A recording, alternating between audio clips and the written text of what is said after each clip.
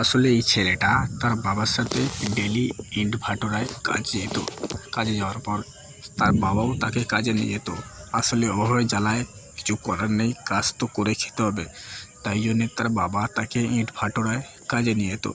তখন তার বাবা হঠাৎ ভাবে যে এরম করে ছেলেটাকে কদিন কাজ করাবো। তার বাবার স্বপ্ন ছিল যে ছেলেটাকে ইঞ্জিনিয়ারিং পাস করাবে।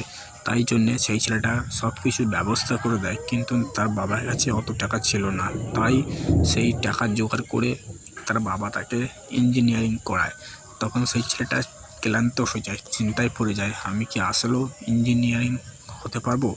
তখন সেই ছেলেটা খুব আফসোস করে যে কি করে হবে, আমার কাছে তো এত টাকা নেই, বাবা কোথায় পাবে এত। আসলে সেই ছেলেটা চিন্তায় পড়ে যায়।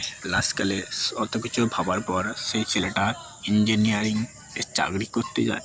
লাস্টকালে ইঞ্জিনিয়ারিং করার পর সেই ছেলেটা ভাবে, আসলে সেই ছেলেটার স্বপ্ন ছিল আমি এক বিজনেসম্যান হব, আমার অনেক টাকা থাকবে, আমাকে লোক সম্মান করবে। সেই ছেলেটা অনেক কষ্ট করার পর তারপর তাকে যে ইঞ্জিনিয়ারিংয়ে পাস করতে পারে। পাস করার পর তো সেই ছেলেটা ডিসিশান নেয় যে আমি একটা ভালো কোম্পানি তৈরি করব, যে মানুষ কাজ করবে।